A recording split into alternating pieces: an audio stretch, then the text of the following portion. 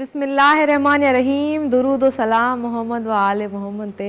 Good morning सभिनी धरती धड़ियुनि खे चवंदासीं। उम्मीद कयूं था तव्हां सभी ख़ैरियत सां हूंदव, ठीकु ठाक हूंदव। तव्हांखे तव्हांजे पंहिंजे प्रोग्राम धरती जो सुबुह में वेलकम चऊं था। मां सहर शर्ज़ी अॼु ॿीहर तव्हां सां गॾु आहियां ऐं इहो ई हमेशह असांजी दुआउनि जो जेको आहे न सिलसिलो हूंदो आहे। फ्राइडे ते स्पेशली खोड़ दुआऊं बि घुरंदा आहियूं तव्हांजे लाइ बि। तव्हां किथे बि हुजो, ख़ैरियत सां हुजो, पंहिंजनि सां, पंहिंजे प्यारनि सां ख़ैरियत सां, ठीकु ठाक ख़ुशि हुजो, जिथे हुजो सलामत हुजो, ऐं इहे ई दुआऊं हूंदियूं आहिनि। पर अॼु वारो प्रोग्राम असांजो जेको आहे उहो ॾाढो स्पेशल हूंदो आहे, ॾाढो ख़ासि हूंदो आहे। ऐं उहो इन करे हूंदो आहे त अॼु फ्राइडे आहे, जुमो आहे, त स्पेशली असां अॼु वारो प्रोग्राम तव्हांजे लाइ डिज़ाइन कंदा आहियूं। पोइ कोशिशि कंदा आहियूं त सिहत जे हवाले सां ॻाल्हाइजे, कोशिशि कंदा आहियूं त काराइतियूं शयूं ॻाल्हाइजनि, काराइता टॉपिक्स जेके आहिनि उन्हनि ते ॻाल्हाइजे, काराइता माण्हू घुराइजनि त असां उन्हनि सां गुफ़्तगू करे सघूं, ॻाल्हि ॿोल करे सघूं। त अॼु नाज़रीन ज़बरदस्त प्रोग्राम आहे, ज़बरदस्त ॻाल्हियूं हूंदियूं। ऐं गॾु तव्हांखे अॼु ॿुधायां त अॼु 9 डिसंबर आहे ऐं अॼु जेको ॾींहुं आहे उहो एंटी करप्शन डे आहे।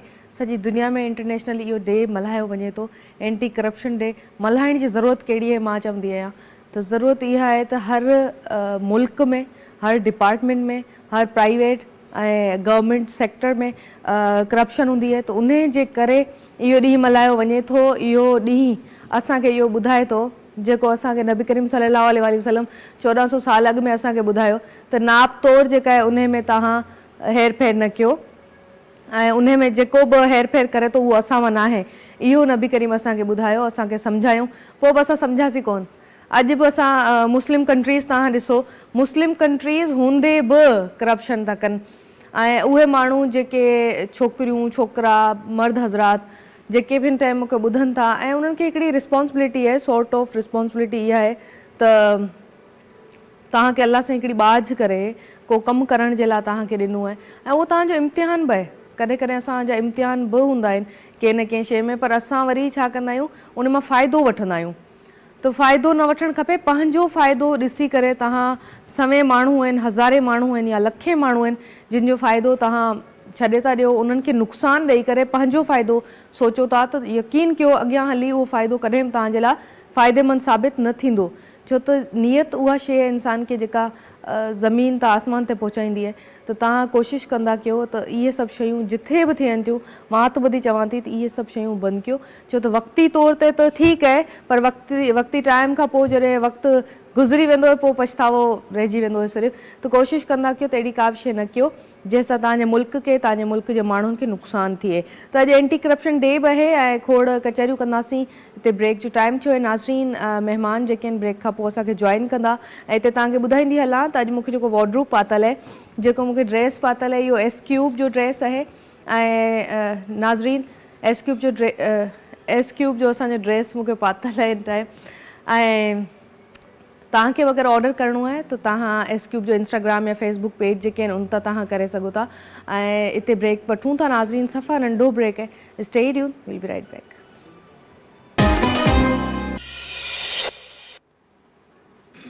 Welcome back once again. भलीकार चवंदासीं तव्हां सभिनी खे। ऐं अॼु असांजी जेका स्पेशल ट्रांसमिशन आहे फ्राइडे जी, उन में असांजा जेके ज़बरदस्त गेस्ट आहिनि उन्हनि हिते असांखे जॉइन कयो आहे नाज़रीन।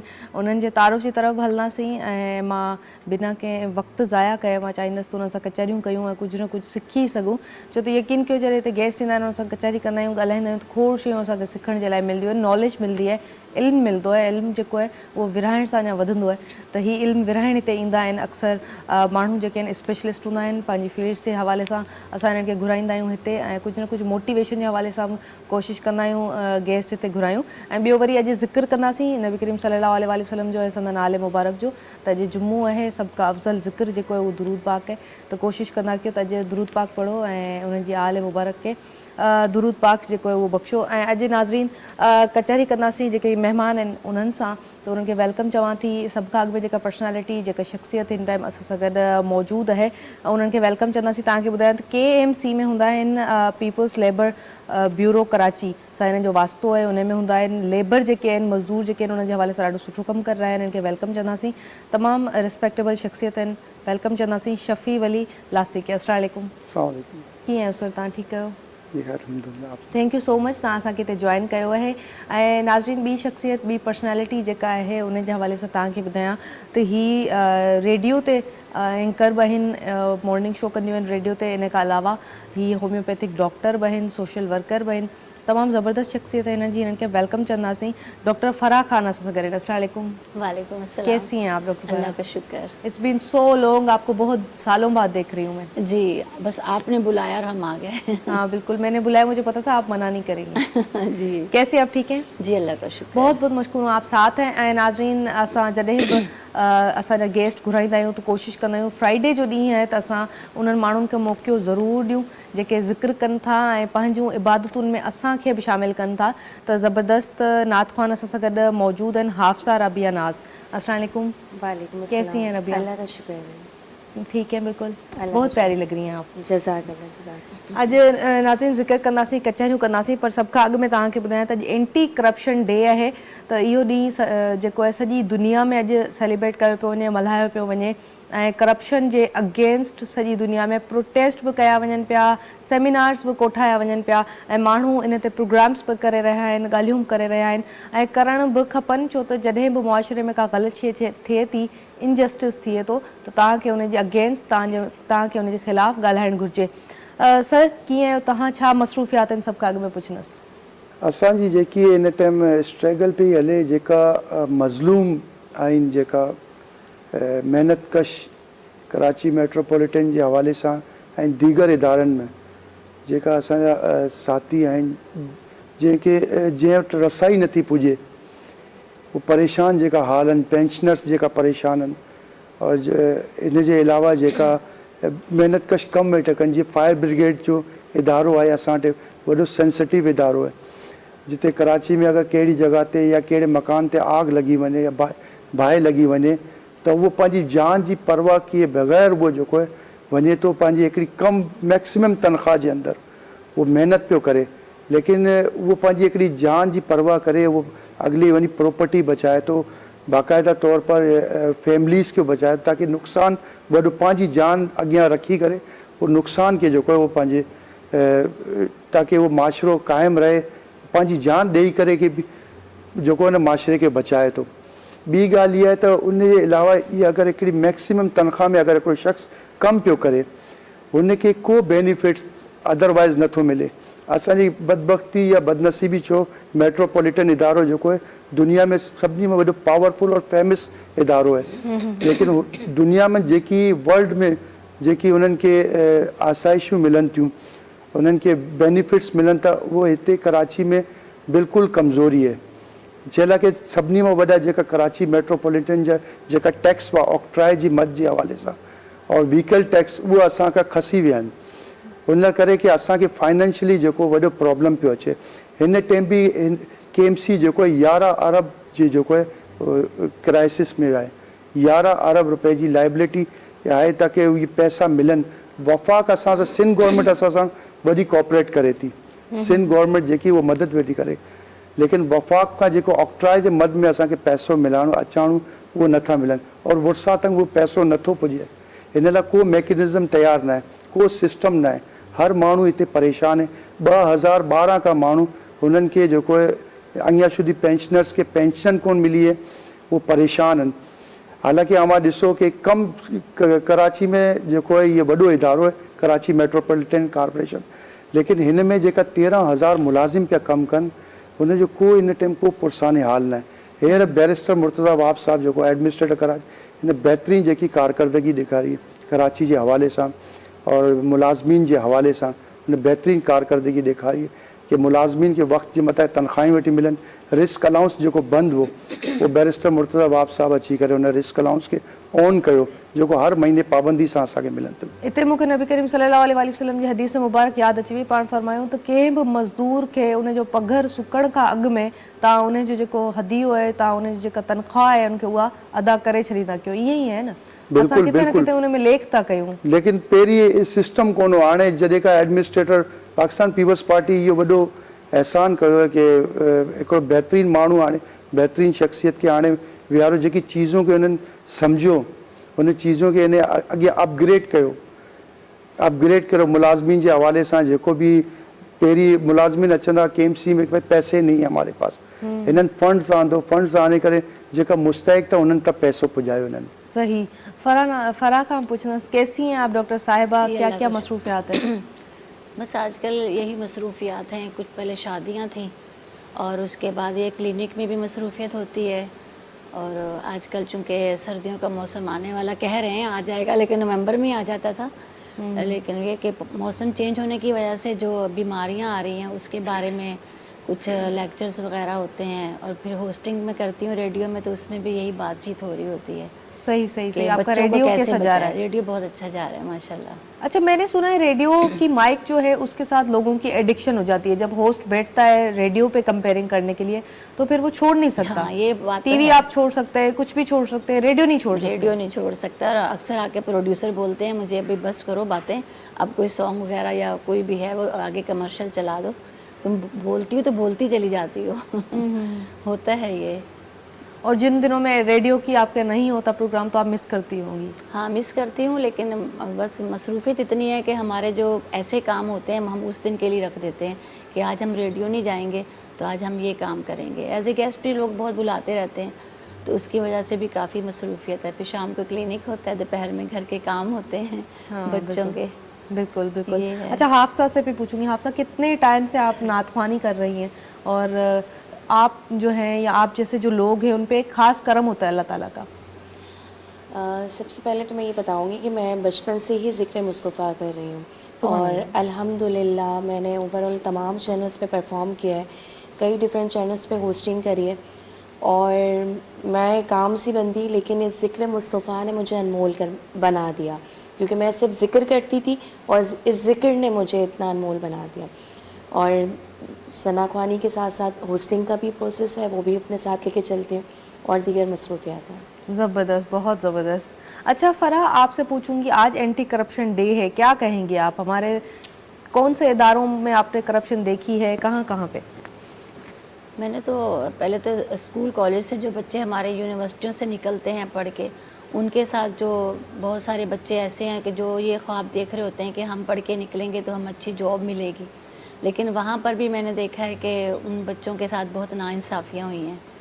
इसी तरह वो लोग जो बेचारे रिटायर होते हैं, जिनका घर चल रहा होता है पेंशन से, मैंने वहाँ भी देखा है बहुत लोग परेशान हैं जिनको पेंशन्स नहीं मिल रही, और अगर तनख्वाहें हैं जिन लोगों की तो उसमें भी काफ़ी टाइम लग जाता है, तो काफ़ी लोग परेशान होते हैं। तो बस यही कहा जाता है कि अल्लाह पाक इन लोगों को नेक हिदायत दे, और जो लोग बेचारे इतने मजबूर हैं, जो मुंह से बोल भी नहीं सकते कि हमें किस चीज़ की कमी है, हमें क्या चाहिए, तो बस ये बातें देखकर बड़ा दिल पुड़ता है। बिल्कुल, स्पेशली फ्लड जे टाइम में, बोर्ड जे टाइम में असांखे ख़बर पई त कहिड़ा कहिड़ा डिपार्टमेंट जेके आहिनि उहे केतिरी करप्शन थिए थी, केतिरा गेस्ट असां वटि ईंदा रहिया आहिनि जेके फ्लड ते कमु कंदा रहिया आहिनि, इंडिविजुअली स्टूडेंट्स, NGOs, इंडिविजुअल माण्हू ऐं डॉक्टर्स, आर्टिस्ट, खोड़ अहिड़ा माण्हू जिन्हनि फ्लड ते कमु कयो, उन्हनि असांखे हिते अची प्रोग्राम में ॿुधायो, बल्कि त वीडियोज़ बि असां हिते ॾिठियूं, कुझु गेस्ट हिते खणी आया हुआ जंहिंमें असांखे ख़बर पई त सामान जेको आहे माण्हुनि ताईं नाहे पहुची सघियो। त इन जो जेको वजह आहे, जेको रीज़न आहे, उहो सिर्फ़ु करप्शन आहे, जेका असांखे पासो करणु खपे, छो त असां उम्मत मुस्लिम आहियूं, असां ते हिकिड़ी वॾी रिस्पॉन्सिबिलिटी आहे, वॾो असां ते हिकिड़ी ज़िमेदारी आहे वॾी, त असांखे उन खे इग्नोर न करणु खपे। त मां चाहियां थी हिते ज़िक्र बि कयूं नबी करीम सल्लल्लाहु अलैहि वसल्लम जो, उन खां पोइ ॻाल्हि ॿोल जेके उनखे अॻिते वधायूं। जी हाफ़िज़ा, क्या सुनाएंगी सुबह सुबह में? दुरूद शरीफ पढ़ के इंशाअल्लाह नाज़ शरीफ। जी जी, बिस्मिल्लाह।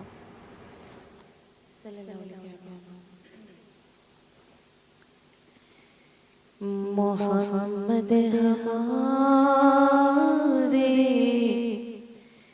बड़ी शान वाले, मोहम्मद हमारे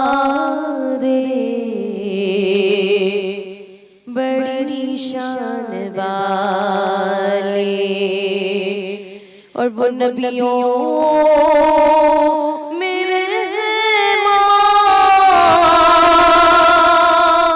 लक़ब पाने वाले, और मोहम्मद हमारे बड़ी शान वाले, मोहम्मद मोहम्मद हमारे बड़ी शान वाले। जब आए ज़मीन पर और मोहम्मद हमारे, फलक ने ज़मीन पर और बिछाए सितारे, उठाए सरज़मीन अरब से नारे, और मोहम्मद हमारे बड़ी शान वाले। मोहम्मद हमारे बड़ी शान वाले। और नवासे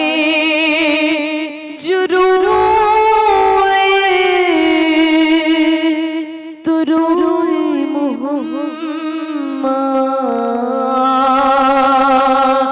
वो जब डाक सोए तो सोए मोहम्मद। और दुआ के नबी की थी दोनों नवासे, और मोहम्मद हमारे बड़ी शान वाले। मोहम्मद हमारे बड़ी शान वाले। मोहम्मद हमारे बड़ी शान वाले। और खुदा जिसके सीने में कुरान उतारे, और मुदस्सिर कहीं और मुज़म्मिल पुकारे, और वो नूर खुदा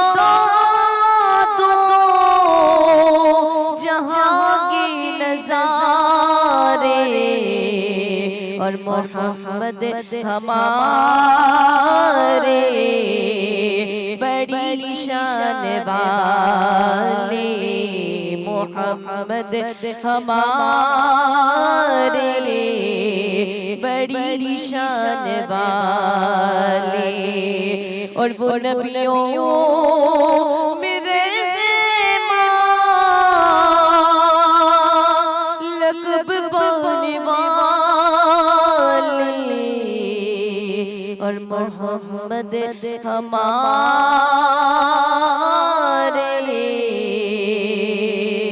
बड़ी शान वाले।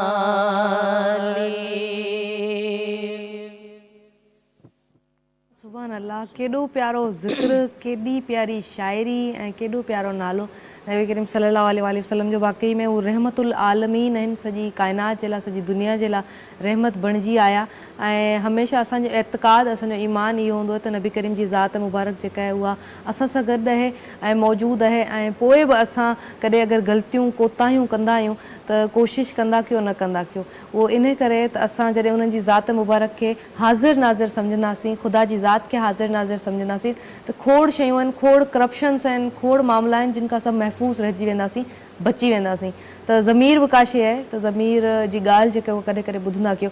तव्हां खां पुछंदसि त एंटी करप्शन डे आहे, तव्हां ई मामला जेके ॿुधाया लेबर सां गॾु, लेबर सां जेके मामला हलनि था, जेके शयूं प्रॉब्लम्स लेबर्स फेस कनि था, जेके मज़दूर तबिको फेस करे थो, इन जो सबबु छा आहे तव्हांजी नज़र में? करप्शन जेको इन माशरे में हिकिड़ी नासूर आहे, वो माशरे जी, जिन माशरे जी तबाही जेकी आहे वो करप्शन जी वजह सां थिए थी। इदारा जेका तबाह थीनि था उहो करप्शन जे करे। करप्ट जेको जिते निज़ाम हूंदो उते चीज़ूं जेकी उहो संभलजी कोन, चीज़ूं ख़राबु थींदियूं मज़ीद। त हिन मथां वॾे सेमिनार बि थिया आहिनि और करप्शन जे डे बि मल्हाइनि था, लेकिन जेको महिनत करणु खपे कि करप्शन खे वाकई अगरि को ऑफिसर या कहिड़े इदारे में करप्शन वेठी थिए उन लाइ बाक़ाइदा इदारनि जे अंदरि मॉनिटरिंग टीमें हुजणु खपे जंहिंजो वास्तो डायरेक्ट एंटी करप्शन डिपार्टमेंट जेका अकाउंटेबिलिटी डिपार्टमेंट हुन सां हुजणु खपे। हिते असांजे हिते हिकिड़ी बदबख़्ती या बदनसीबी जो हिन माशरे जे अंदरि इहा कि आवाज़ु खणण वारो केरु नथो हुजे, कि जिते करप्शन थी थिए उते माण्हू अखियूं बंदि करे वेही था रहनि। इहे जेकी पंहिंजे माशरे लाइ इलाही ख़राबु जेकी इहे सूरत हाल पैदा करे थी। त हिन लाइ करे जेको इदारनि खे मज़बूत थियणु थींदो। इदारा मज़बूत थींदा त बाक़ाइदा शहर मज़बूत थींदो, मुल्क मज़बूत थींदो, माण्हू ख़ुशहाल थींदा आहिनि। असल में एहसास ज़िम्मेदारी जेसि ताईं असां में न ईंदी न तेसि कुझु बि बहितर नथो थी सघे। जीअं तव्हां ॻाल्हि कई त अगरि का ग़लति शइ का करप्शन ॾिसो था त उते माण्हू हुजणु खपनि जेके उनखे आइडेंटिफाई कनि या उन जे बारे में ॻाल्हि ॿोल कनि। या आउं तव्हांखे ॿुधायां त मौला अली सलाम जो फ़रमान आहे त कॾहिं बि का ग़लति शइ ॾिसो था त उन खे तव्हां रोकियो, ऐं अगरि तव्हां हथ सां नथा रोके सघो त ज़ुबान सां ज़रूरु रोकियो, ऐं अगरि ज़ुबान सां बि नथा रोके सघो, एतिरी तव्हां में इस्तक़ामत न आहे त पोइ उनखे दिलि में पंहिंजी दिलि में ज़रूरु उनखे ग़लति चओ जेका ग़लति शइ आहे। पर इहो तव्हांजे ईमान जो सभु खां हेठि वारो जेको घटि वारो जेको आहे उहो लेवल आहे। त कोशिशि कंदा कयो त तव्हां जेका बि ग़लति शइ ॾिसो था, करप्शन पंहिंजे आसे पासे ॾिसो था त उनजे अगेंस्ट आवाज़ु ज़रूरु बुलंद कंदा कयो। ईअं ई असांखे आवाज़ु खणणु खपे जॾहिं असां अहिड़ी का शइ ॾिसूं। तव्हांखे इहो हौसलो कीअं थो अचे त तव्हां उनजे अगेंस्ट विढ़ो था? असां जेके चीज़ूं ॾिसूं था न कि कंहिंसां ज़ुल्म ज़्यादती वेठो थिए, हिकिड़ो माण्हू वेठो पियो उहो पंहिंजा जेका आहिनि उहो खीसा पियो भरे और पंहिंजे लाइ सोचे पियो कि मुंहिंजो भलो थी वञे, अॻिले जी जेको उहो चाहे एसेट्स तबाह थी वञे या हुनजी लाइफ तबाह थी वञे, त हुनखे को उहो हिकिड़ो वॾो जानवर जे नुमा इंसानु आहे जेको अहिड़ी हरकतूं करे थो। त इहे हिन माशरे में जेको आहे जॾहिं अगरि को अहिड़ो ज़ुल्म थिए थो या कहिड़ी हाणे असांजे हिते मेट्रोपॉलिटन जे अंदरि असां बाक़ाइदा तौर पर एडमिनिस्ट्रेटर साहब खे लिखी ॾिनो कि बाबा हर डिपार्टमेंट जे अंदरि विजिलेंस टीमियूं बनायो ताकी उहा असांजी रवाबत हुजे उन इदारनि सां गॾु कि असां डायरेक्टली उनखे अप्रोच करे सघूं, ॿुधायूं कि यार हिन जॻह ते इहो नुक़सानु वेठो थिए। इहो नुक़सानु असां लाइ न बल्कि पूरे मुल्क खे उहो नुक़सानु वेठो पुॼाए। त हिन खे रोकण जी कोशिशि लाइ इलाही बहितर तरीक़े सां जेको उहो एडमिनिस्ट्रेटर साहब जेको हुनखे टीमियूं तयारु कयूं और ॻाल्हि इहा आहे त हुनखे टाइम इलाही मुख़्तसर मिली वियो, लेकिन कम अज़ कम हिन मथां जेको आहे उहो अवेयरनेस जेको आहे लाज़मी माण्हुनि जे अंदरि या जेकी असांजे हेठि वारा तबिका जेका मज़दूर लेबर महिनत कश जेका कमु पिया कनि, जिन में ड्राइवर हज़रात आहिनि, जिन में कैशियर आहिनि, मुख़्तलिफ़ शोबा जात में जेका कमु पिया कनि, कम अज़ कम उहे उनमें अवेयरनेस अचे कि भाई इहा तव्हांजे साम्हूं हिकिड़ी चीज़ ग़लति पई थिए, हुन मथां आवाज़ु खणो। त केतिरे डेली बेसिस ते असां वटि जेको न कंप्लेंट्स अचनि थियूं, असां कंप्लेंट्स को अॻियां फॉरवर्ड करूं था, लेकिन हुनजे मथां को अॻियां सुधी अहिड़ी जेको हतमी कार्रवाई कोन पई थिए।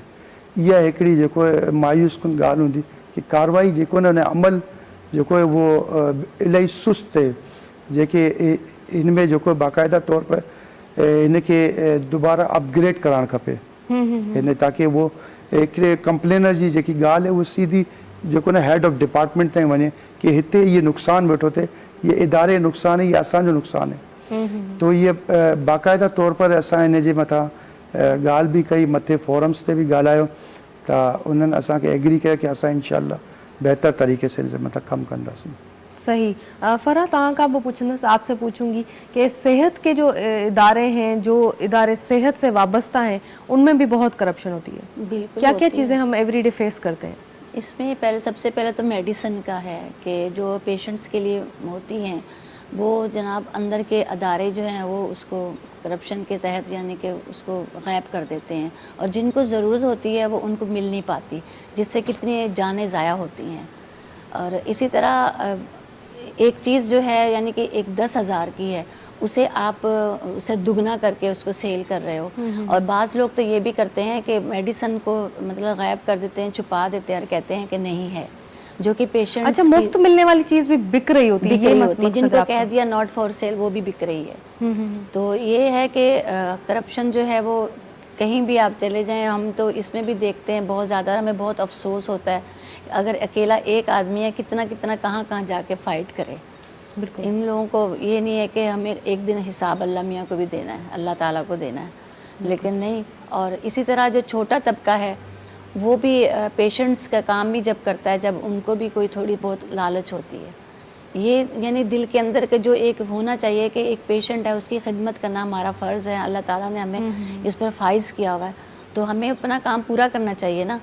नहीं, लेकिन आजकल इसमें भी बहुत ज़्यादा करप्शन है, लोअर तबके में भी और हायर में भी। लेकिन ये भी आप उनकी बात करिए जिनके पास जॉब्स हैं, जी लेकिन मैं बात करूंगी उन लोगों की जिनके पास जॉब्स भी नहीं है, कोई छोटा मोटा कारोबार भी करते हैं। हम गवर्नमेंट को बहुत ज़्यादा कहते हैं, गवर्नमेंट के असां ॾोह ॾींदा आहियूं, असां ॾोह ॾींदा आहियूं प्राइवेट सेक्टर्स के, पर यकीन कयो इंडिविजुअल असां त जेका रिस्पॉन्सिबिलिटीज़ आहिनि, ज़िम्मेदारियूं आहिनि, असां मुंहिंजे ख़्याल सां उन में इलाही लेक कयूं था। करप्शन जी ॻाल्हि कयूं त जेको मैकेनिक आहे उहो बि कंदो, जेको तव्हांजी गाॾी जो टायर रिपेयर करे पियो उहो बि कंदो, ऐं उहो बि माण्हू जेको काशे गाॾे ते ड्राई फ्रूट आहिनि काशे खपाए थो उहो बि कोशिशि कंदो 2 रुपयनि में वधीक मिली वञनि, त इहा करप्शन है। हाँ जी, गाड़ियों वाले भी यही करते हैं, गैराज में गाड़ी खड़ी करके आ जाओ, हाँ आप शाम को आ जाइएगा, जबकि काम वो आधे घंटे का होता है। और आप यकीन करें कि वो एक चीज़ जो ख़राब थी वो तो थी वो सही हो गई, लेकिन दूसरी चीज़ उससे ज़्यादा ख़राब हो गई। और कई तो मैंने ऐसे भी देखे हैं जो पुर्जे जो होते हैं अच्छे वाले वो रख लेते हैं और दूसरे वाले डाल देते हैं। अब ये देखिए ना, लोअर तबका है ना, और ये सब कर रहे हैं और इतना दुख मतलब ये होता है। सब हमारा सबका ह्यूमन बिहेवियर में इसको कहूँ या एज अ सोसाइटी हमारा बिहेवियर पाकिस्तानियों का कहूँ तो हम सब में ये चीज़ है, जी किते न किते वो सभिनी में शइ है जेका न हुजणु खपे, बल्कि तव्हांजे मुल्क के हर लिहाज़ सां इन सां नुक़सानु थिए थो ऐं तव्हांजी ज़ात खे बि नुक़सानु थिए थो, दुनिया त वञे थी आख़िरत बि वञे थी, त इहे शइ न करणु खपे। ऐं लोअर तबके जी असां ॻाल्हि कई त उहे किथे बि तव्हां ॾिसो हर जगह ते उहा करप्शन थींदी पई है। सर, लोअर तबका जिनके पास जॉब्स नहीं होती, छोटा मोटा बिजनेस होता है, वहाँ पे भी ये चीज़ हम बहुत ज़्यादा देखते हैं। ये उसमें सबसे बड़ी चीज़ है कि उनकी एक मजबूरी है। मजबूरी है। इस पे बात को कंटिन्यू हम करेंगे, इन्हें जो जवाब जेको इन ॻाल्हि जो सर खां वठंदासीं। न्यूज़ ब्रेक असां ॾिसूं था, न्यूज़ ॾिसी वापसि मोटो ऐं कचहरियूं ईअं ई जारी सारी हूंदियूं, वञिजो केॾांहुं बि न, ॾिसंदा रहजो धरती टीवी।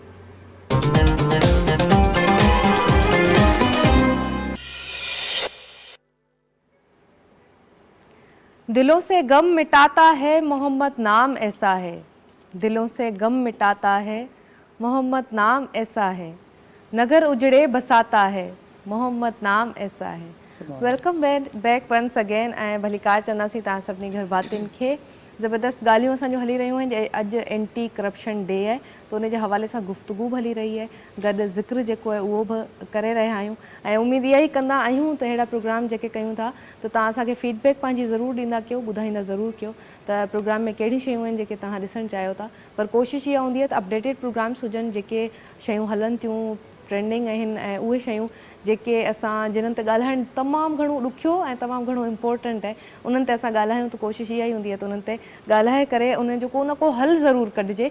त कराची जा खोड़ प्रॉब्लम्स आहिनि। कराची हिकिड़ी तमामु वॾी इंटरनेशनल सिटी आहे जंहिंमें इंटरनेशनली खोड़ माण्हू अची हिते बिज़नेस कनि था, असांजा माण्हू मुख़्तलिफ़ सूबनि मां अची हिते बिज़नेस कनि था, खोड़ शयूं आहिनि जेके हिते हलंदियूं रहनि थियूं, पर स्टिल जेके प्रॉब्लम्स आहिनि कराची जा उहे हाईलाइट नथा थियनि, उन्हनि ते ॻाल्हि ॿोल नथी थिए। त अॼु कोशिशि इहा ई आहे त उन्हनि ते गुफ़्तगू कजे। शफ़ी सर असां सां गॾु आहिनि, पुछंदसि कराची जा कहिड़ा कहिड़ा इम्पोर्टेंट प्रॉब्लम्स आहिनि? कराची जे मेन प्रॉब्लम्स आहिनि इहे जेका पंहिंजा रोड्स आहिनि, मेन पार्क्स असां वटि कोन हुआ, ग्राउंड्स असां वटि न आहिनि, प्ले ग्राउंड्स असां वटि न आहिनि, अगरि आहिनि बि त लेकिन उन जेको पुरसाने हाल न आहे। हिन वक़्तु जेको अमली क़दम जेको खयों, जेका 42 पार्क्स जेका हिन टाइम डेवलप थिया आहिनि, डेवलपमेंट हिकिड़ी चीज़ थी वञे, लेकिन अॻियां जेको फ्यूचर में हुन को फ्यूचर प्लान न आहे। अॼु अगरि को किथां एग्ज़ेक्टिव अची थो वञे, को पार्क बनाए थो, मिसाल उहो पार्क तयारु थींदो, हुनजी ओपनिंग बि थी वई, लेकिन हुन खां पोइ हुन पार्क खे संभालण वारो केरु हूंदो, उहो पार्क खे हुन चीज़नि खे संभालण वारो केरु हूंदो। ॿी ॻाल्हि हिते असां वटि सड़कनि जो जेको निज़ाम आहे उहो हिकिड़े टाइम में जेको आहे साबिक़ा दौर जे अंदरि जेको आहे वॾी कराची जे अंदरि अंडर पासिस बनिया, पुल्स बनिया आहिनि, रोड बनिया, लेकिन जेकी वॾी असांजी जेकी आहे प्रॉब्लम जेकी आहे उहा इंक्रोचमेंट आहे। जॻह जॻह तव्हां ॾिसंदो अगरि रोड बणिजी वियो त हुते इंक्रोचमेंट पैदा थी वेंदी। हिन मथां को बि वर्क कोन पियो हले। अॼु बि तव्हां ॾिसो कि इदारा मौजूदु आहिनि, इदारे में जेका आहिनि उहे अफ़सरान मौजूदु आहिनि, NGOs पिया हलनि, मुख़्तलिफ़ तंज़ीमी पे कमु कनि, लेकिन हिन चीज़ जी निशानदेही कोन पिया कनि। अॼु बि तव्हां ॿाहिरि निकिरो रोड जे मथां सड़क जे मथां अचो तव्हांखे इंक्रोचमेंट नज़र अचंदी, रोड बाक़ाइदा कंजस्टिंग वेठा थियनि। शहर जेके डेली बेसिस जे मथां जेको आहे हिते शहर जेको तरक़ी पियो करे। हा, कराची शहर जेको आहे अहिड़ो आहे पाकिस्तान जी अंदरि जेको इहो शहर आहे इहो पूरे 90% जेको आहे रेवेन्यू पियो ॾिए, बिल्कुलु 90%। इकोनॉमिकल हब चऊं इनके। बिल्कुलु बिल्कुलु, और बल्कि फाइनेंशियली हब भी आहे। बिल्कुलु 90% जेको आहे रेवेन्यू पियो ॾिए, लेकिन इन तरफ़ को नज़र कोन पियो करे। अॼु बि जेको आहे इहे शहर जेको मुख़्तलिफ़ माण्हू जेको आहे उहो दौड़ पई लॻे कि हुकूमतियूं मिली वञनि या कोई सुपर सीट मिली वञे, लेकिन शहर जी तरक़ी जे बारे में केरु कोन पियो सोचे। त हिन मथां बाक़ाइदा तौर पर अमली क़दम खणा पिया। अञा सुधी हिन शहर जे मथां रुगो तजुर्बात पिया हलनि, मुख़्तलिफ़ अदवार में मुख़्तलिफ़ तजुर्बात वेठा हलनि कि भाई हिन को अचे थो कि नओं फ्यूचर प्लान खणी थो अचे, फ्यूचर प्लान जे नाले सां कि असां हिन शहर खे जेको आहे बाक़ाइदा यूरोप बनाईंदासीं या असां कंपेरिज़न कंदासीं लंडन शहर। हाणे पूरे शहर जी जेकी वॾी आबादी, वॾो इंफ्रास्ट्रक्चर आहे, अञा सुधी मुंहिंजे ख़्याल में को सीरियस कोन थियो न शहर सही के ॻाल्हि आहे। तव्हांजी यूरोप इंफ्रास्ट्रक्चर। न बनाइनि, भले भले उनखे लंडन न बनाइनि, पर कराची ही बनाए कराची छॾनि। बनाइनि, हा कराची बनाइनि, ताकि क्यों कराची दिलि आहे पाकिस्तान जो। हा बिल्कुलु बिल्कुलु। त कराची आबाद हूंदो त पोइ सम्झो पूरे सभु आबाद रहंदा, क्योंकि सिंध जी जेकी वॾे में वॾो शहर कराची आहे पंहिंजो। बिल्कुलु बिल्कुलु। ऐं केतिरो वॾो ही शहर आहे, केतिरा हिते आबादी केतिरी घणी आहे, केतिरा माण्हू हिते रहनि था। मल्टी कल्चरल सिटी मां हिनखे चवां त ग़लति न हूंदो, पर स्टिल हिन ते जेका माण्हुनि जो हिते जो असांखे खटियो खपे, कराची जो खटियो जेको आहे उन ते सॼो मुल्क असांजो हले थो, पर असां कराची जे बाबति सोचूं कोन था त उनखे बि रोडनि रस्तनि जी, उनखे बि फैसिलिटीज़ जी ज़रूरत आहे, उन जे माण्हुनि खे फैसिलिटीज़ जी ज़रूरत आहे। हिकिड़ो कंजेस्टेड माहौल असां कराची खे ॾेई छॾियो आहे, नंढा नंढा फ्लैट ठाहे, एॾियूं वॾियूं बिल्डिंग्स ठाहिण वारा माण्हू, बिल्डर्स जेके आहिनि, उन्हनि खां मुंहिंजो हिकिड़ो क्वेश्चन आहे त अगरि तव्हां एतिरा वॾा प्लेन्स ठाहियो था, तव्हांजो एॾियूं वॾियूं एलिवेशन्स आहिनि, तव्हांजा एॾा वॾा जेके प्रोजेक्ट्स आहिनि, एॾा वॾा असां ॾिसंदा आहियूं एवरीडे, बहरिया तव्हां ॾिसो, खोड़ ॿिया बि तव्हां ॾिसो हिते प्रोजेक्ट्स हलनि था कराची में, एॾियूं वॾियूं वॾियूं बिल्डिंग्स आहिनि, वण असां वढे छॾिया, वण कटे छॾिया, पर कंहिं बि बिल्डिंग में तव्हांखे किथे बि पार्क नज़र न ईंदो, किथे बि। जी सर ॻाल्हि कई, प्ले ग्राउंड्स त न आहिनि, पर जॾहिं हेॾी वॾी हिकिड़ी बिल्डिंग ठहे थी, उन ते एॾी इन्वेस्टमेंट थिए थी, एतिरा समय उन्हनि में फ्लैट्स ऐं घर ठहनि था, त उन में हिकिड़ो बि पार्क न आहे हूंदो जो उन घरनि में रहण वारा या फ्लैट्स में रहण वारा ॿार जेके आहिनि उहे खेॾे सघनि। ईअं ई आहे, असां कंजेस्टेड करे छॾियो आहे कराची खे। बिल्कुलु बिल्कुलु। त आबादी डेली बेसिस जे मथां वधे पई शहर जे अंदरि, और पहिरीं असां ॾिसंदासीं अॼु खां 20 साल पहिरीं जेको आहे कराची शहर जेको आहे लियारी ताईं जेको आहे महदूद हो कि लियारी ताईं आहे, अॻियां सॼो जंगल, बल्दिया टाउन या तव्हां डिस्ट्रिक्ट ईस्ट वठी छॾियो, सेंट्रल वठी छॾियो, त हिते तव्हांखे रुगो जंगल नज़र ईंदो। हाणे तेज़ी सां आबादी पई वधे, अॻियां फ्यूचर प्लान हुजणु खपे कि भई फ्यूचर में असां लंडन जहिड़े शहर में जेको 60,000 कैमरास लॻा पिया आहिनि, असांजे पूरे कराची में रुगो 12,000 कैमरा आहिनि। 60,000 यानी असांजे हिकिड़े डिस्ट्रिक्ट जे बराबरि उहो शहर आहे, असांजे हिकिड़े डिस्ट्रिक्ट जे बराबरि शहर आहे, लेकिन उते 60,000 कैमरास लॻा पिया आहिनि। हिते असां वटि 12,000 कैमरा आहिनि, त असां ॾिसो केतिरो पुठियां आहियूं हुन खां। ऐं क्राइम कंट्रोल में कैमरा जो वॾो रोल अथव। बिल्कुलु बिल्कुलु। क्राइम कंट्रोल थींदो है, क्रिमिनल्स जेके आहिनि उहे झलिजी सघंदा आहिनि। फराह बस असां गॾु आहिनि, फराह से पूछूंगी, फराह कितने टाइम से कराची में रह रही हैं आप? मैं 15-16 साल की उम्र से। क्या प्रॉब्लम्स देखती हैं एवरीडे कराची के? यही देख रही, यही सोच रही थी, अभी बात सुन रही थी तो यही कह रही थी कि हमारे ज़माने में तो इतने मैदान थे कि लड़के क्या लड़कियां भी खेलती थी, हम लोग भी खेलते थे, लेकिन आगे आगे जब हमारे बच्चे हुए तो उस ज़माने में भी पार्क थे कि बच्चे जाके क्रिकेट खेलते थे और ख़वातीन पार्क में जाके बैठती थी, सब कुछ था। लेकिन अब जो है आज से 10 साल के बाद से जो कुछ हुआ है, अब तो कोई जगह ऐसी नहीं है कि जो हमारी बच्चियाँ अपने बच्चों को कहीं पार्क में ले जाएं या उनको खेलने के कोई मौके हों। बस वो मजबूर होकर बच्चों को एक जगह बिठा देती हैं, या मोबाइल दे देती हैं, या फिर कंप्यूटर पे बिठा देती हैं। उन बच्चों की क्या नशोनुमा होगी। और मैंने उन बच्चों को देखा है खुद कि वो आपस में लड़ाई झगड़ा करते हैं घर में बैठकर। फ्रस्ट्रेशन होती है, लेजीनेस बढ़ती है, बिल्कुल। क्योंकि अब स्कूल में भी यही हो रहा है कि कोई उसमें भी कोई ज़्यादा वो नहीं, कोई क्रिकेट वगैरह कोई खेले नहीं, कोई गेम्स नहीं।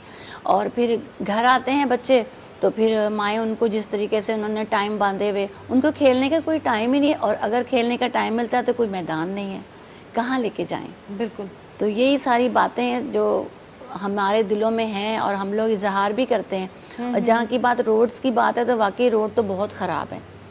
एक अच्छा खासा इंसान जो रहता है वो जब खड्डे में गाड़ी जाती है या रिक्शा होता है तो कितनी तकलीफ़ होती है, जिस्म की हड्डियां हिल जाती हैं। तो जो पेशेंट या बड़े बूढ़े जो लोग जा रहे होते हैं उनको कितनी प्रॉब्लम्स होती है। बिल्कुल बिल्कुल। ये सब चीज़ें ज़ाहिर है हम किससे कहें, हम तो अपनी गवर्नमेंट से ही कहेंगे ना कि आप प्लीज़ देखिए, हमारे कराची को खूबसूरत बनाइए। जैसे पहले था, लोग कहते थे कि कराची रोशनियों का शहर है, खूबसूरती का शहर है। बिल्कुल। लाइट्स नहीं होती स्ट्रीट में, अंधेरा होता प्रॉब्लम है। होती है उसकी वजह से। बिल्कुल सही कह रही हैं आप। और आजकल जो क्राइम रेशो उस पर भी हम बात करेंगे, जी। कितना ज़्यादा बढ़ गया जी। है। ऐं ॿी इहा शइ आहे त कराची पंहिंजी जॻह ते हिते जा रोड रस्ता बिल्कुल बि सेफ बि न आहिनि ऐं सही ठहियल बि न आहिनि ऐं कंजेस्टेड बि आहिनि। वरी पार्किंग बि असां उन्हनि ते कंदा आहियूं त उहे अञा वधीक सोढ़ा थी वेंदा आहिनि। ऐं तव्हांखे ॿुधायां त सिंध सॼी में जेके रोड सुठा आहिनि न, जेके मां पंहिंजो तजुर्बो ॿुधायां, मां ट्रेवल तमामु घणो कंदी आहियां, त मिट्टी जा रोड ॾाढा भला आहिनि। ओड़ा रोड अगर असां कराची में ठाहे सघूं त ॾाढो सुठो थी वेंदो। पर हिकिड़ी प्लैनिंग सां ठाहियूं, छो त असां वटि हिते कार्स तमामु घणियूं आहिनि, त पार्किंग एरिया बि असांखे डिसाइड करणा पवंदा। पार्किंग एरिया बि असां ठाहियूं रोडनि सां गॾु, ताकी असांजूं गाॾियूं जेके आहिनि असांखे रोडनि ते न बीहारणियूं पवनि। नात बि ॿुधूं था हाफ़सा करे, न असां हाफ़सा कौन सी नात अब सुनाएंगी? उनका मकदाम। बिस्मिल्लाह। उनका मगता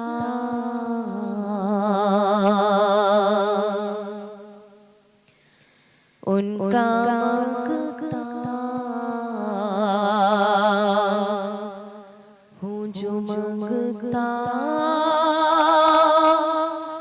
नहीं होने देते, उनका मगता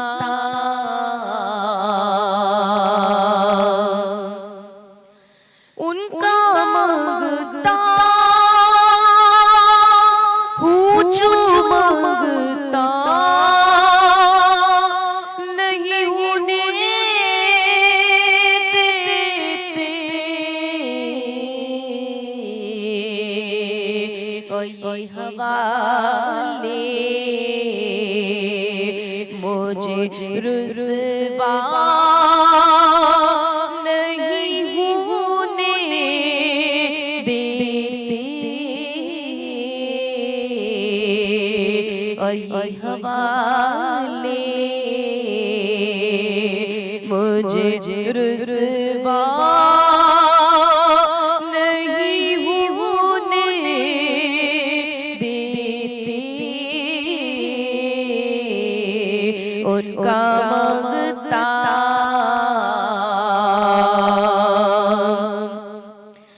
और मेरे हर ऐब की करते हैं वो पर्दा पोशी। मेरे हर ऐब की करते हैं वो पर्दा पोशी। और मेरे जुल्मों को तमाशा नहीं होने देते। और मेरे जुल्मों को तमाशा नहीं होने देते। उनका मगता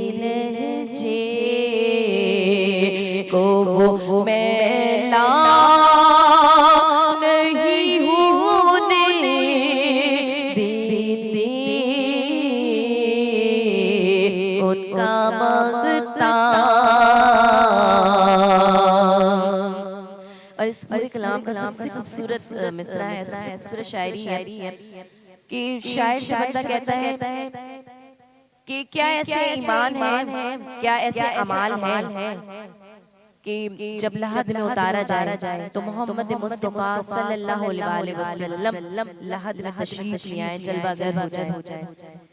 तो बंदा शायर से कहता है कि कल अपने अमाल पे नाज था और ना आज अपने अमाल पे नाज है।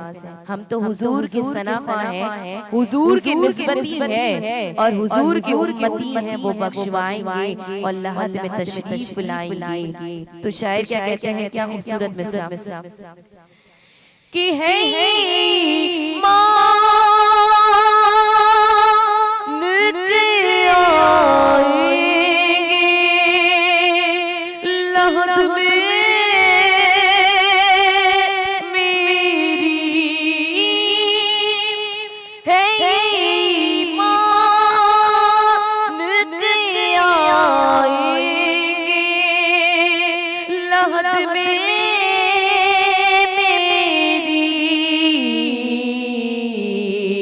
और अपने मंगतों को तन्हा नहीं होने देते, अपने मंगतों को तन्हा नहीं होने देते, उनका मंगता और अपने मंगतों की वो फहरिस्त में वो रखते हैं मुझे, अपने मंगतों की वो फहरिस्त में वो रखते हैं मुझे और मुझको मोहताज किसी का नहीं होने देते और मुझको मोहताज किसी का नहीं होने देते, उनका मंगता और मेरे हालात भी यारो मेरे दुश्मन ठहरे, मेरे हालात भी यारो मेरे दुश्मन ठहरे और मुझको दीदा रे मदीना नहीं होने देते और मुझको दीदा रे मदीना नहीं होने देते, उनका मंगता हूँ जो मंगता नहीं होने देते और उनका मंगता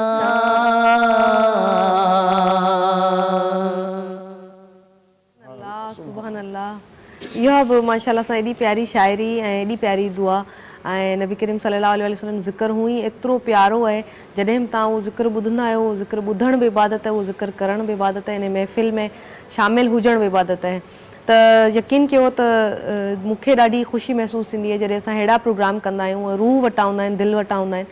उन में यकीन कयो कंहिं बि तयारी जी बि ज़रूरत न हूंदी। तव्हां जॾहिं अहिड़ो ज़िक्र कयो था त उहो ई तव्हांखे हिकिड़ो जेस्चर हूंदो आहे, तव्हांखे हिकिड़ी फील हूंदी आहे त इहो जेको ज़िक्र रहियो किथे न किथे अलाह जी बारगाह में ज़रूरु क़बूल थींदो। ऐं उमेदु कयां थी तव्हांखे बि प्रोग्राम जेको आहे जो ॾाढो सुठो लॻंदो हूंदो, वणंदो हूंदो। ऐं नाज़रीन, असांजी सॼी 7 टीम असां सां गॾु हूंदी आहे, त तव्हांखे ख़बर आहे मां गॾु हूंदी आहियां त लाजो भाई बि लाज़मी असां सां गॾु हूंदो आहे। अस्सलाम वालेकुम लाजो भाई, कीअं आहियो? ठीकु आहियो? ठीक ठाक हूँ। लाजो भाई, एॾी देरि खां असां एॾी तल्ख़ कचहरी, एॾी तल्ख़ ॻाल्हियूं कयूं पिया, करप्शन जे हवाले सां ॻाल्हायूं पिया, तव्हां छा चवंदव? केतिरे टाइम खां कराची में रहो पिया, छा छा फेस कयो पिया? ऐसा है कि जो मेरी ऑब्जर्वेशन है ना, तो थोड़ा सा फ़र्क पड़ा है, क्योंकि जब से आपके हाथ में ये स्मार्टफोन आया है ना, तो जो क्रैप्ट जो थे लोग वो अब डरने लग गए हैं फ़ोन से। लोगों की वीडियो बन जाती हैं, अपलोड हो जाती हैं। तो ये है कि जिन्होंने करनी है उनको जब तक अपने अंदर से आवाज़ नहीं आएगी वो लोग सुधरेंगे नहीं। ज़मीर की आवाज़, किसी की बात वो नहीं सुनेंगे जब तक अल्लाह ताला की तरफ से हदायत उनको ना हो। तो पिछले दिनों मैंने कहीं पढ़ा था कि एक आंटी थी, वो सब लोगों की कमेटियाँ लेकर भाग गए, 127 कमेटियाँ। तो उसे लोग भी एंटी करप्शन के नाम से उसे लोग जानते हैं। तो अब जब तक हम खुद सही नहीं होंगे, हम ऊपर वालों को ही कोसते रहेंगे। हाँ बिल्कुल, अपनी ज़ात से शुरुआत करनी चाहिए। जी हाँ बिल्कुल, इसी तरह पंहिंजी ज़ात खां शुरू कयो, जेका बि शइ कयो था। ऐं जेको बि चेंज आणणु चाहियो, अगरि दुनिया खे चेंज करणु चाहियो था, तब्दील करणु चाहियो था, उहो तब्दीली जेका चाहियो था त उहा पंहिंजी ज़ात खां पहिरीं शुरू कयो। सर, छा हल आहे इन रोड्स खे कीअं बहितर कबो, इन करप्शन खे कीअं ख़तमु कबो? इन मथां तमामु इदारा जेका न हिकिड़े पेज जे मथां अचंदा, हिकिड़ी लाइन जे मथां त तरक़ी थींदी, रोड्स बि क्लियर थींदा। तव्हां ॾिसो मुख़्तलिफ़ अदवार में मुख़्तलिफ़ जेका आहिनि न उहा एंटी इंक्रोचमेंट जेका डिपार्टमेंट्स आहिनि जंहिंजी ज़िम्मेदारी आहे कि बाक़ाइदा वो पगारियूं वठनि था, फैसिलिटी वठनि था गवर्नमेंट खां। हुननि जी ये ज़िम्मेदारी आहे कि रोड जे मथां अगरि को माण्हू कंजेस्टिंग वेठो करे या इंक्रोच वेठो करे, हुननि जी ज़िम्मेदारी, वो बाक़ाइदा पंहिंजी ज़िम्मेदारी मथां को बि जेको हिन टाइम कमु नथो।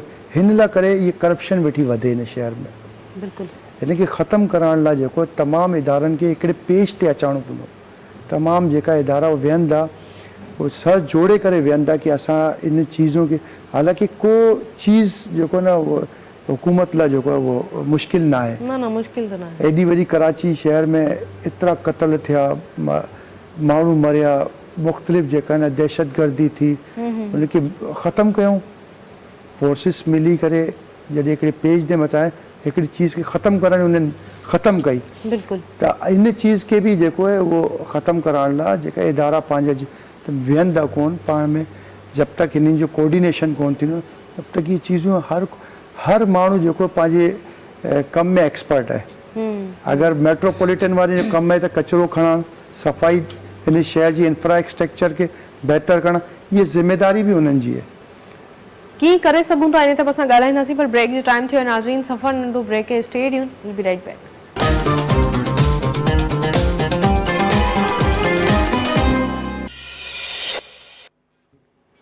मलिकार चवंदासीं तव्हां सभिनी घर भातियुनि खे। ऐं कचहरी करप्शन जे हवाले सां हली रही आहे ऐं ज़िक्र मुबारक बि हली रहियो आहे। ॿई शयूं जेके आहिनि, अॼु हिकिड़ो त टॉपिक आहे, अॼु सॼी दुनिया में तव्हांखे ॿुधायां त एंटी करप्शन डे जेको आहे सेलिब्रेट कयो वञे पियो, मल्हायो वञे पियो। ऐं करप्शन जे ख़िलाफ़ सॼी दुनिया में माण्हू आवाज़ बुलंद करे रहिया आहिनि। असांजी बि नंढी कोशिशि त पंहिंजे प्रोग्राम में अॼु इन ते ॻाल्हि ॿोल कयूं। त ॻाल्हि ॿोल हली रही आहे। गॾु असां कचिरे ते ॻाल्हाए रहिया हुआसीं त कचिरो असां छा कंदा आहियूं, घर मां ॿुआरो कढी साफ़ु करे ॿाहिरि फिटी करे छॾंदा आहियूं गली में। पोइ उहो कचिरो वधंदो आहे, असां फिटी कंदासीं त 10 ॿिया घर बि कंदा। जॾहिं उहो वधंदो, तव्हां ॾिसो न गलियुनि में किचिरो पियल नज़र ईंदो आहे तव्हांखे।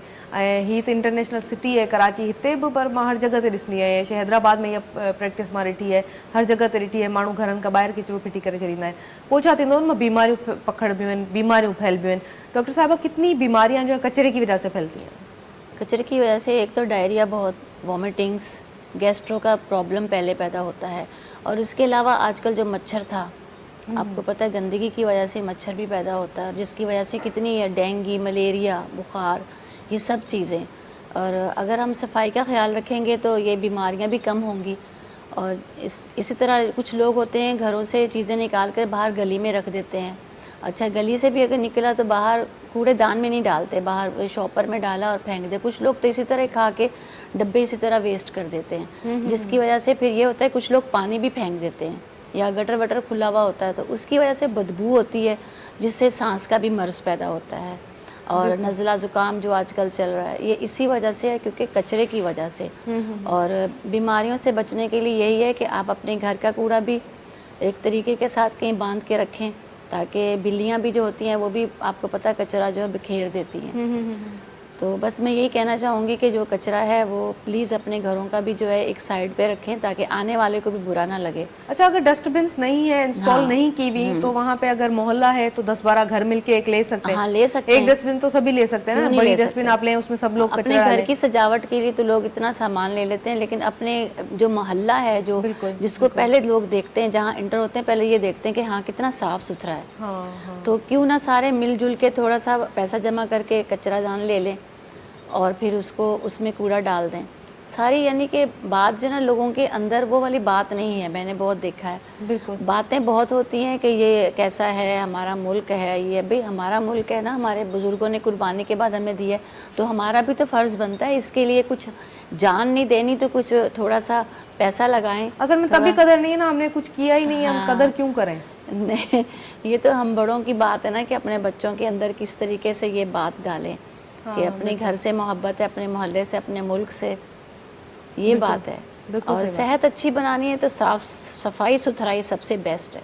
बिल्कुल सभिनि खां इम्पोर्टेंट जेका आहे उहा सफ़ाई आहे, जेका निस्फ़ ईमान आहे उन ते तव्हां नज़रसानी कयो। ऐं बिल्डिंग में अगरि 100 घर आहिनि, 80 घर आहिनि, त तव्हां अगरि थोरा थोरा पैसा गॾु कंदा तॾहिं बि हिकिड़ी डस्टबिन त तव्हां वठी इंस्टॉल करे सघो था। बिल्डिंग जे गेट ते करे छॾियो, साइड खां किथे करे छॾियो जिते तव्हां कचिरो उछलायो, पर ॿाहिरि गलियुनि में घिटियुनि में न उछलायो।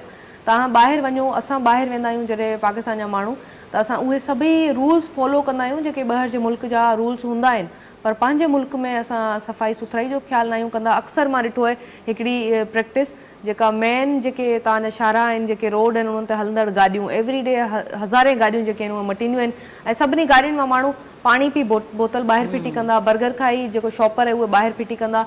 ऐं सी व्यू जी तव्हां हालत वञी ॾिसो सर, सी व्यू जी हालत ॾिसूं असां, कहिड़ी हालत असां कई आहे। पब्लिक जो बि त बिहेव आहे न, असांजो पंहिंजो बि त ग़लती आहे न। जब तक असां अवेयरनेस जो प्रोग्राम कोन हलाईंदासीं, ॿी ॻाल्हि आहे कि थोरी घणियूं ग़लतियूं इदारनि जी बि आहिनि।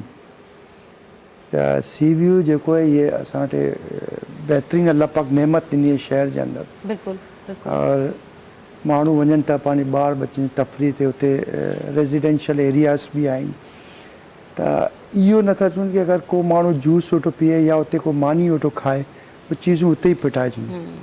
असां हुकूमत खे त इलाही उहो ॾुआरी चऊं था कि हुकूमत कुझु नथी करे, लेकिन इहो असांजो फ़र्ज़ु आहे। कम अज़ कम अगरि उते डस्टबिन न आहे त असां इहा आवाज़ त खणी सघूं था। हाणे त सी व्यू त इंस्टॉल कया आहिनि वॾा हाणे कया आहिनि, सॉलिड वेस्ट मैनेजमेंट डिपार्टमेंट जेको सिंध गवर्नमेंट जो आहे उहो कमु करे पियो, हिन टाइम नज़र पियो अचे। इलाइक़े लोअर इलाइक़ा आहिनि जेका ग़रीब इलाइक़ा आहिनि, होसि ताईं डस्टबिनियूं पुॼी वियूं आहिनि, होसि ताईं तक़रीबन इहो अमल हाणे डेली बेसिस जे मथां हुकूमत हिकिड़ी पाबंदी लॻाई आहे कि शॉपर्स जे मथां पाबंदी लॻाई, लेकिन अञा सुधी हुनजो अॻियां प्लान कोन बणिजे कि शॉपर्स खे असां कीअं ख़तमु करे। प्लास्टिक शॉपर्स जो हैंड बैग वग़ैरह हिन मथां पाबंदी, इहे सिवरेज लाइननि वञे या इहे घर जे ॿाहिरि वॾो नुक़सानदेही अमल, हिननि सां सिवरेज लाइन चोक थी वञे। ॿी ॻाल्हि आहे कि अगरि किथे अची इनजी माण्हू छा कचिरो जमा करे वरी बाहि ॾिए थो, जेका असांजा नंढा इलाइक़ा आहिनि ग़रीब, हुते मज़ीद इहे कि माण्हू ॾिसो कचिरो जमा थी थो वञे, पोइ उनखे जमा करे उनखे बाहि ॾेई था अचनि, उहे जेकी डस्ट उॾे उन सां बीमारियूं थी फैलिजनि। त हिन जो सांस जी बीमारी, दमे जी इंसान खे बीमारी पहुचे। लेकिन हिन जो जेको आहे जब तक हिन जे मथां को सेमिनार्स कोन कंदा थींदा या घर घर वञी करे, जीअं अॼुकल्ह पोलियोस जे मथां जेको आहे उहो हले पई, वॾी मुहिम पई हले, इन तरह अगरि अवेयरनेस अगरि कोन अचंदी, घर घर वञी माण्हुनि खे ॿुधाए कि पंहिंजे कचिरो खणी करे पंहिंजे डस्टबिन में विझो, तव्हां जेको कचिरो हिन सां बीमारी फैलिजे थी, हिन सां जेको तकलीफ़ सिवरेज लाइनियूं बंदि थी थियनि, वॾी तकलीफ़ वारे अमल दे पैदा थी सघे थो। त हिन लाइ जेको अवेयरनेस प्रोग्राम थियनि, इहे डिपार्टमेंट जेको अगरि एतिरो ख़र्चो पियो करे, डस्टबिन पियो हले, डस्ट वारी गाॾियूं पिया आणीनि, और जगह जगह डस्टबिन रखी छॾो कि भाई कचरे इसमें डालो। हाणे कचरे डस्टबिन त फुल थी वञे त माण्हू किथे लाड़ींदो, रोड जे मथां लाड़ींदो। त हिन जे मथां बाक़ाइदा तौर पर ये 24 आवर राउंड ऑफ क्लॉक जेको न सफ़ाई जे मथां थोरो बजट त इलाही आहे, पैसो त इलाही पिया लॻाइनि। प्राइवेट कंपनी खे बि इन हायर्स कयो, पहिरीं मेट्रोपॉलिटन जो कमु हो, पोइ इहे इदारो अलॻि कयो मेट्रोपॉलिटन खां। त हुननि जी ज़िम्मेदारी खे अवेयरनेस फैलाए माण्हुनि, जब तक अवेयरनेस कोन अचंदी आम पब्लिक जे अंदरि, तब तक इहे जेको कामयाबु कोन थींदो। इहो हिन जे बाक़ाइदा सेमिनार्स थियनि, प्रोग्राम थियनि, माण्हू हुन में वञे, प्रोग्राम में इलाइक़े में यूसीस वाइज़, वार्ड वाइज़ या डिस्ट्रिक्ट वाइज़ ये प्रोग्राम कनि कि भाई कचरे जे मथां इहे पाबंदी, तव्हांखे डस्टबिन लॻाए ॾिनो, तव्हां डस्टबिन में मथां डस्टबिन में किचिरो विझो, ॿाहिरि उछलाइण जे बजाए डस्टबिन में विझो। त कुझु आस्ते आस्ते जेको इहो अमल वधंदो, पोइ अॻियां बहितरी अची वेंदी इंशाअल्लाह। बिल्कुल तव्हांजी सही ॻाल्हि है। बिल्कुल हाफ़सा खां पूछना चाहींदुसि, हाफ़सा आप कितने टाइम से कराची में रह रही हैं? मैं शुरू से पैदा ही यहीं पर ही हुई हूँ। क्या माहौल देखा है, कहाँ कहाँ पे आप एज अ गर्ल आपने करप्शन देखी है, कौन से इदारे हैं जिनमें फेस की? मैंने कहाँ नहीं देखा, अब मैं आपको क्या बताऊँ, मैं एक मीडिया पे बैठी हूँ और एज अ नातख़्वाह बैठी हूँ, लेकिन मैंने हर जगह करप्शन देखी है, हर जगह का इसी तरह का है। क्योंकि जहाँ मैं पैदा हुई, फिर सडनली मैं चैनल से रिलेटेड हूँ, तो ज़ाहिर सी बात है वहाँ पे भी इस तरह की इन्वायरमेंट देखे, इस तरह के, मतलब हर जगह मैंने इस तरह का इन्वायरमेंट देखा ही है। लड़कियों के लिए बाहर निकलना, फेस करना बहुत मुश्किल है, ये बहुत ज़्यादा मुश्किल है। एक एंटी हैरेसमेंट डिपार्टमेंट होने चाहिए हर जगह पे। जी बिल्कुल होना चाहिए। और मतलब आप किसी को भी, चाहे वो एज अ नातख़्वाह हो, एज अ एंकर हो, एज अ होस्ट हो, कोई भी हो, वो एक ह्यूमन बीइंग है।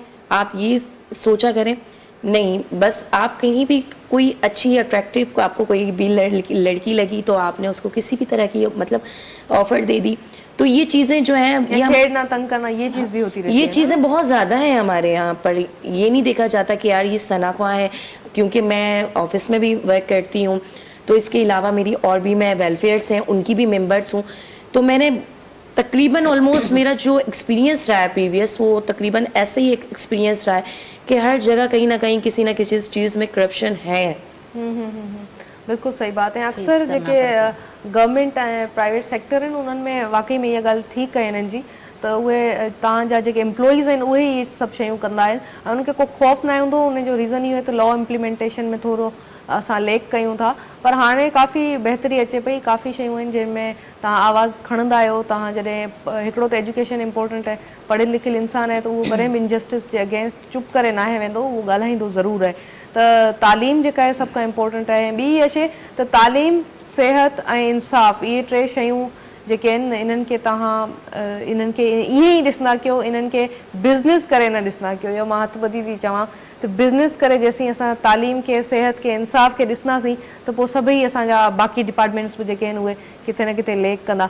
फराह गॾनि, फराह जो आवाज़ ॾाढो ज़बरदस्त है। फराह सिंगिंग भी करती हैं, गाती भी हैं, आज कुछ अगर गुनगुनाएं। मैं तो नात पढ़ूंगी इंशाल्लाह। हाँ, आज फ्राइडे है, आज जी, हम इंशाल्लाह। आपसे नात सुनते हैं। कौन सी नात है? काबे की रौनक। बिस्मिल्लाह। काबे की रौनक, काबे का मंजर, काबे की रौनक, काबे का मंजर, अल्लाह अकबर, अल्लाह अकबर, अल्लाह अकबर,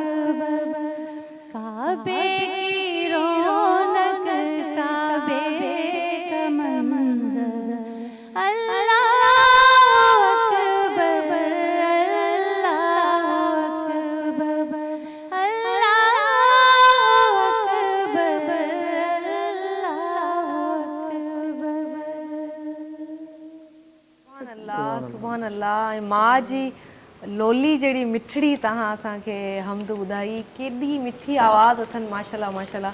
ऐं अल्लाह सां ईअं ई तव्हांखे सलामत रखे। बहुत ही ख़ूबसूरत आपकी आवाज़ है। ऐं असां जंहिं टॉपिक ते ॻाल्हाए रहिया आहियूं, नाज़रीन यकीन कयो इहो ॾुखियो हूंदो आहे त तव्हां अहिड़े टॉपिक्स ते ॻाल्हायो ऐं तव्हां एनर्जी जेके पॉज़िटिव ॾियो। एग्ज़ैक्टली ईअं ई हूंदो आहे त असां ॻाल्हाईंदा त आहियूं पर पॉज़िटिव वाइब्स ऑब्वियस आहे, वाइब्स तमामु घणी ज़रूरी आहिनि पॉज़िटिव। पर कोशिशि इहा हूंदी आहे त ॻाल्हाइणु खपे, केतिरो टफ आहे तव्हांखे पाण खे ॾुखियो लॻंदो आहे पर ॻाल्हाइणु खपे। छो त जेसीं असां कोन ॻाल्हाईंदासीं, असां इहे एड्रेस कोन कंदासीं मसइला, तेसीं सॉर्ट आउट कोन थींदा। ऐं ॿी इहा शइ आहे त पंहिंजे गलियुनि खे बि पंहिंजो घरु सम्झो, पंहिंजे पाड़े खे, पंहिंजे मोहल्ले खे बि पंहिंजो घरु सम्झो, पंहिंजे सिटी खे, पंहिंजे शहर खे पंहिंजो घरु सम्झो, तॾहिं ई वञी इहे प्रॉब्लम सॉर्ट आउट थींदा, हल थींदा। को अगरि रक्षा वारो आहे, रक्षा हलाए थो त उनजो बि इहो फ़र्ज़ु आहे त किथे केरु किचिरो उछलाए थो त उनखे ताक़ीद करे खणे बि सही, या का छोकिरी का ॿारु गॾु वेहे थो त उनखे प्रोटेक्टिव तरीक़े सां उनखे घरु पहुचाए। ईअं ई असां ते बि उहा रिस्पॉन्सिबिलिटी अचे थी। अगरि मां ऑफिस खां ॿाहिरि निकिरां ऐं ॾिसां त किथे कचिरो पियल आहे, या त उहो जंहिं उछलायो उनखे शर्मिंदा करण लाइ पाण खणा, या उनखे ताक़ीद ज़रूरु कयां। जेसीं असां पाण हिक ॿिए में कोन ॻाल्हाईंदासीं न, मुकालमो जेको आहे कोन कंदासीं, तेसीं प्रॉब्लम्स जेके आहिनि सॉर्ट आउट कोन थी सघंदा।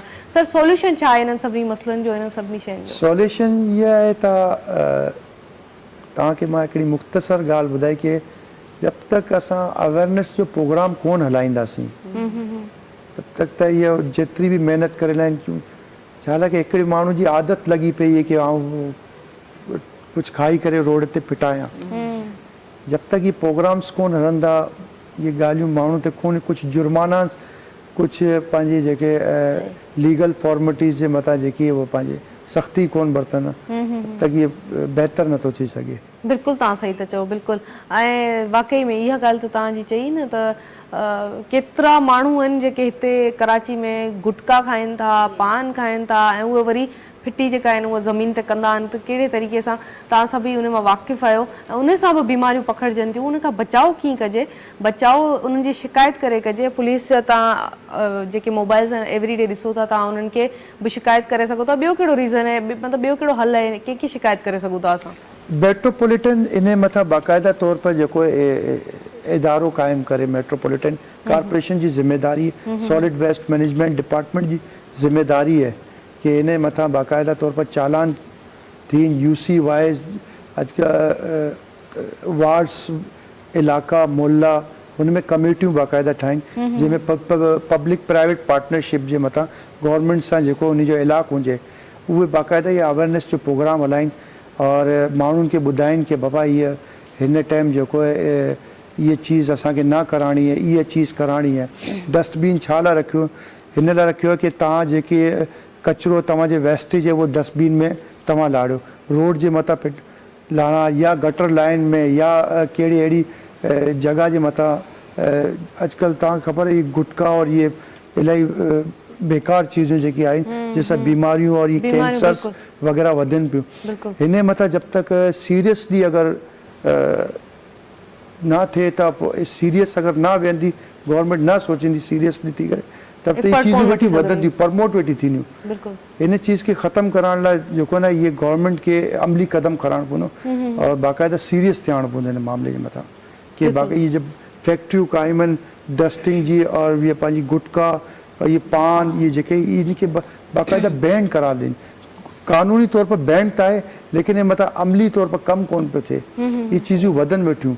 लोकल्स एरिया में ॾिठो तव्हां हर ॿिए टे माण्हू खे ॾिसो कि उहो इन चीज़नि खे जेको न बाक़ाइदा एडॉप्ट वेठो करे खाए वेठो और वो टीवी जे मथां प्रोग्राम्स पिया हलनि कि बाबा इन सां बीमारी फैलिजंदी या माशरो ख़राबु थींदो। त उहो पंहिंजी जेको नशो हिननि जे अंदरि आहे उहो उनखे प्रमोट पिया कनि कि रोकीनि करे। बाक़ाइदा हिन मथां सख़्ती थियणु खपे। ये पुलिस जी ज़िम्मेदारी और Karachi metropolitan solid waste management जी ये ज़िम्मेदारी है। ये हिकिड़ी कमेटी वञे जेकी इलाइक़े वाइज़ जेकी आहे उहो NGOs सां मिली करे कमु कनि त पोइ वञी हिन में कुझु सुधार थींदो। बिल्कुलु तव्हां सही था चओ, बिल्कुलु। ऐं इहा जेके ड्रग माफ़िया आहे या जेको नशो वापराइण वारा जेके माण्हू आहिनि या जेके विकिरो करण वारा माण्हू आहिनि उन्हनि जे ख़िलाफ़ु उन्हनि जे अगेंस्ट हिकिड़ो सख़्तु एक्शन खणणु खपे गवर्नमेंट खे बि ऐं जेके तव्हां मेट्रोपॉलिटन जी ॻाल्हि कई जेके असांजा इदारा आहिनि उन्हनि खे बि ऐं पुलिस खे बि उन्हनि जे अगेंस्ट जेके आहिनि एक्शन्स खणणु खपनि छो त हाणे जेको महल आहे न उहा चुप करे वेहण जी न आहे। असांजा ॿार जेके तव्हां स्कूलनि में इवन मां ॾिसंदी आहियां अक्सर उहो गुटको खाईंदे ॿारनि खे ॾिसंदी आहियां या स्मोकिंग कंदे इवन ॾिसंदी आहियां त ॾाढी ख़तरनाक शइ आहे। पंहिंजे ॿारनि खे इन्हनि शयुनि खां बचायो, पंहिंजे मुल्क खे शहर खे पंहिंजो घर सम्झो ऐं तॾहिं ई असां तरक़ी करे सघंदासीं, किथे न किथे पहुची सघंदासीं, करप्शन सां विड़ी बि सघंदासीं। त इहा ई असांजो अॼु जो एम हो, अॼु जे प्रोग्राम जो मक़सदु जेको आहे उहो इहो ई हो त असां करप्शन जे अगेंस्ट ॻाल्हायूंसीं, हुन जी सोल्यूशन ते बि ॻाल्हायूं त पंहिंजी ज़ात खां उहा शइ स्टार्ट कयो। उहा जेका बि शइ आहे उहा पंहिंजी ज़ात खां जॾहिं तव्हां स्टार्ट कंदा, ज़मीर खां स्टार्ट कंदा, तॾहिं ई तव्हां ॿिए खे ताक़ीद बि करे सघंदा। थैंक यू सो मच, तव्हां असांखे टाइम ॾिनो। Thank you so much Farah ऐं शफ़ी सर, तव्हां असांखे टाइम ॾिनो, तव्हां असां वटि आया हाफ़्सा, थैंक यू सो मच। ऐं नाज़रीन मूंखे हिते इजाज़त ॾियो, असां एंड हाफ़्सा जी नात ते कंदासीं, का सोणी नात हाफ़्सा खां ॿुधंदासीं। हिते मूंखे मुंहिंजी सत खे इजाज़त ॾियो। उमेदु कयां थी त तव्हांजो वीकेंड ॾाढो सुठो गुज़रंदो, ॾाढो ज़बरदस्त गुज़रंदो। असांजी मुलाक़ात हाणे सूमर ते थींदी, मंडे ते थींदी, नवां गेस्ट, नयूं कचारियूं हूंदियूं। तेसीं ताईं मूंखे मुंहिंजी सॼी सत टीम खे ॾींदा इजाज़त। अल्लाह जी। दरे रसूल पे जाने की आरज़ू है मुझे, दरे रसूल पे जाने की आरज़ू है मुझे, और वहीं पे नात सुनाने की आरज़ू है मुझे, वहीं पे नात सुनाने की आरज़ू है मुझे, और गुलाम खुद को बनाने की आरज़ू है मुझे, और वहीं पे नात सुनाने की आरज़ू है मुझे। मदीने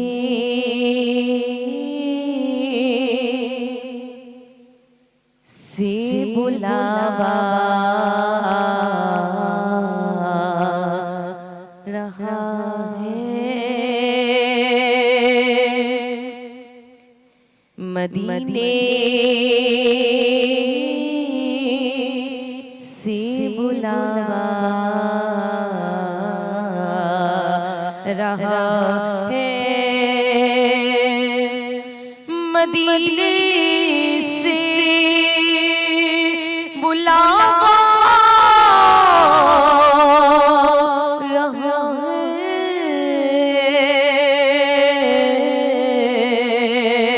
है, और मेरा दिल मुझसे पहले जा रहा है,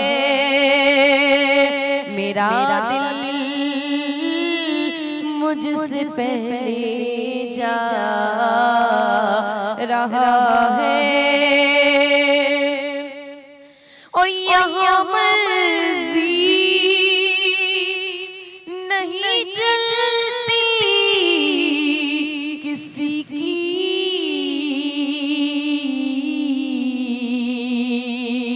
और मदीने वाला ही बुलवा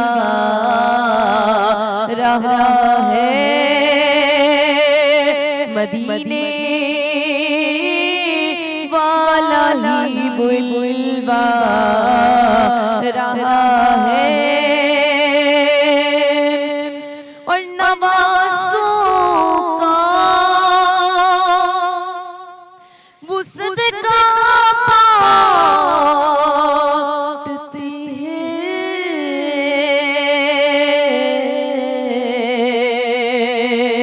और ज़माना उनका सदका खा रहा है, ज़माना उनका सदका खा रहा है, और ये चक्की फातिमा की चल रही है, और ज़माना जितना लंगर खा रहा है, और ज़माना कितना लंगर खा रहा है और मेरा दिल भी तू अपने साथ ले जा।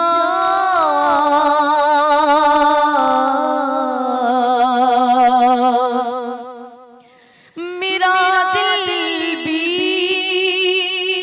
तू अपने साथ ले जा और अकेला क्यों मदीने जा रहा है, अकेला क्यों मदीने जा रहा है, मदीने से बुलावा आ रहा है और मेरा दिल मुझसे पहले जा रहा है और यहाँ मर्जी नहीं चलती किसी की